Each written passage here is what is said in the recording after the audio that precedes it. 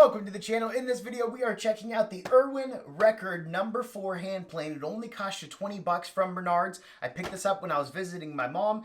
And the main reason I did is because we have one of the board members for Plane Wellness is obsessed with Record planes. If you don't know, Record has been making planes for years. Now they've been bought and sold and all this kind of stuff. I don't know the history, but I know the vintage Record planes, some of them are really good quality.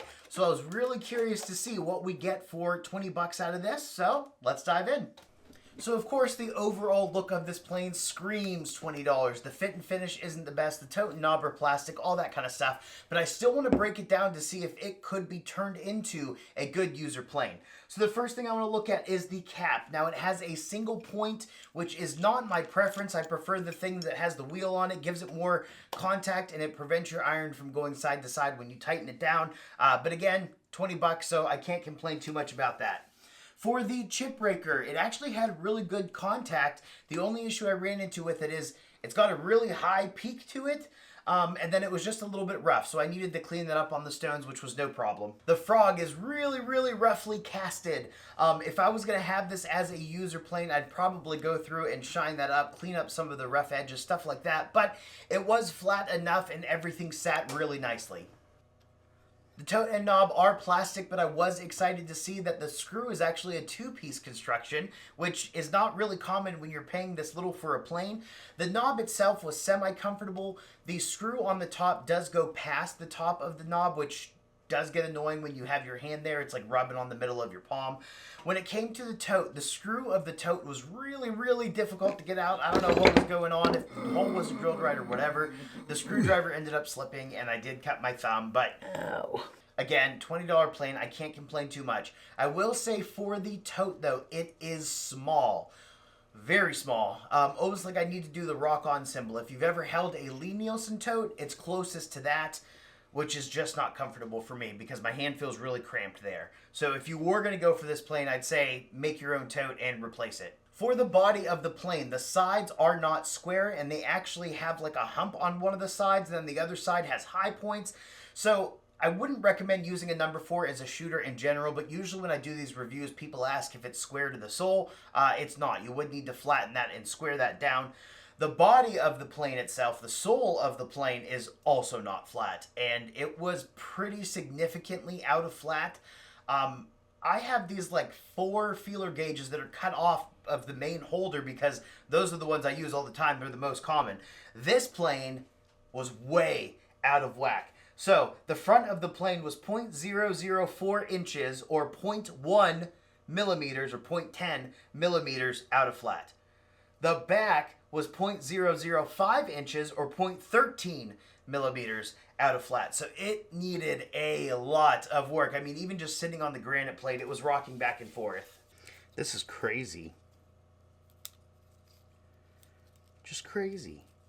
So the first thing I needed to do to test out this plane was to get everything flat. So flattening the sole of this plane took quite a while. I didn't flatten it as far as I typically would if this was going to be a user, but I got it good enough to test out. I will note too that I didn't fully assemble this plane in flattening. From what I have found, it does not make a difference. And when I do have a plane that's out of whack, I don't like having the tote knob in there because I want to be able to provide full pressure on the plane.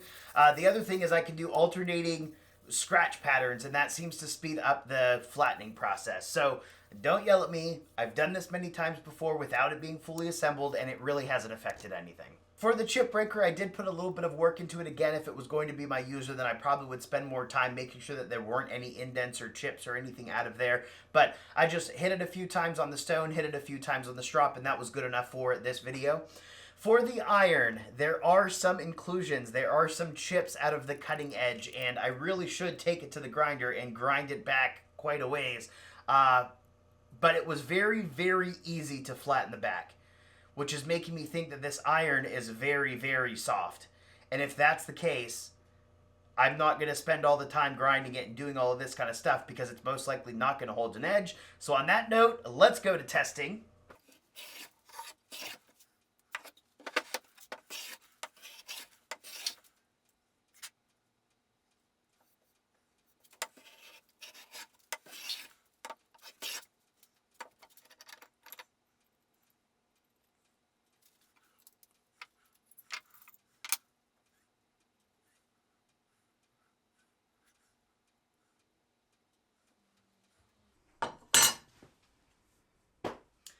that iron's done.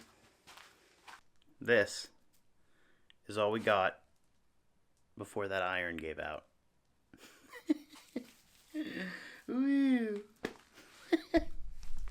So clearly you would need to upgrade this iron because it stinks. And it's kind of funny because I just did a video on the standard line of Grizzly plane that's like 38 bucks.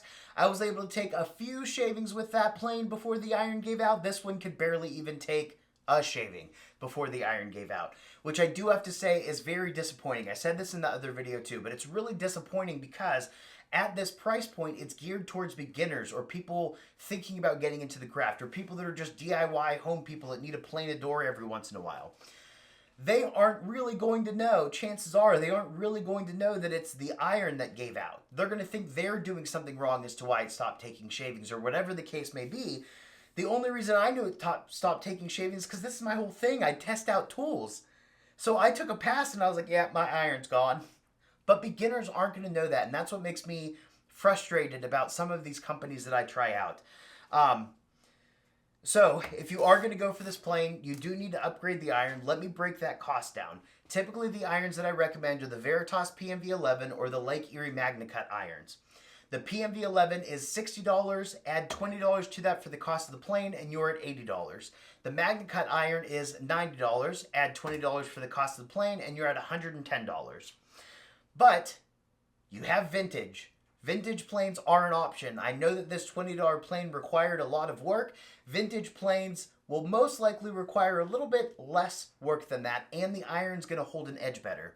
You also have the Spears & Jackson plane, which is like 25 bucks on Amazon, and that iron held a pretty good edge. And then most of all, you have the Orange Beast, the Jorgensen, 70 bucks, bedrock style, iron holds an edge. So that's why I cannot recommend this Record plane, and I am really sad to see that their reputation didn't hold out through history, through time, whatever the case may be. If you do still want to go with a Record, go with a vintage one. Don't buy this plane. Sorry to say. If you have this plane, love it or hate it, please let people know down below so they can get multiple opinions and form their own, because that is the best thing that you can do for yourself. And then, of course, if you have any questions, any comments, anything like that, feel free to let us know down below. Hope you enjoy. Have a good day.